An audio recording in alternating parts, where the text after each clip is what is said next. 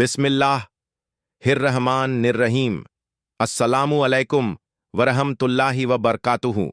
आज की कहानी एक ऐसे नौजवान की है जो हमें ईमानदारी और अमानतदारी का असली मतलब समझा जाती है। एक छोटे से गांव में एक गरीब लेकिन नेक दिल लड़का रहता था। उसका नाम था हामिद। घर में गरीबी थी, खाने पीने का भी सही इंतजाम नहीं होता था, लेकिन दिल साफ और बड़ा था। हर रोज हामिद सुबह फज्र से पहले उठता, मस्जिद में अजान देता और फिर खेतों में मजदूरी करने निकल जाता। एक दिन वह खेत के किनारे बैठा था कि अचानक उसकी नजर मिट्टी में दबे एक पुराने लकड़ी के डिब्बे पर पड़ी। जब उसने डिब्बा उठाकर खोला तो उसकी आंखें हैरानी से फैल गईं। उसके अंदर सोने के सिक्के थे और उनके ऊपर एक छोटी सी पर्ची रखी थी। पर्ची पर लिखा था, यह एक अमानत है, अगर तुम्हारे हाथ लगे तो इसे इसके असली मालिक तक पहुंचा देना। हामिद का दिल तेजी से धड़कने लगा। ये सोने के सिक्के उसकी पूरी जिंदगी बदल सकते थे, लेकिन अमानत अमानत होती है। उसने फौरन फैसला किया कि वह इस अमानत को असली मालिक तक जरूर पहुंचाएगा।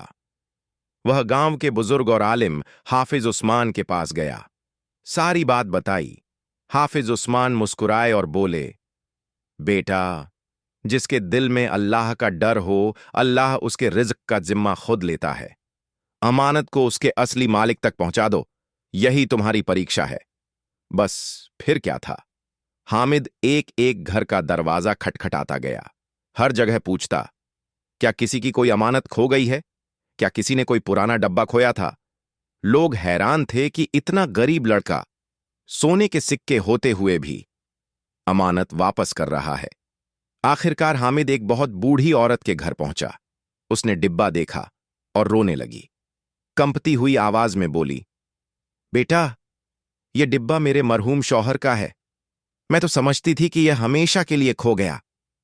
हामिद ने मुस्कुराते हुए डिब्बा उसे वापस दे दिया।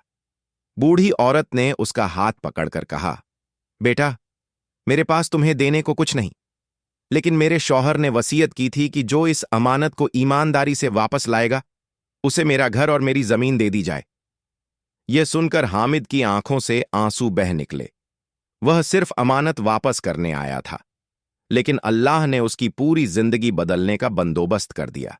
दोस्तों, अमानतदारी कभी रिज्क कम नहीं करती, बल्कि अल्लाह उसमें बरकत बढ़ा देता है।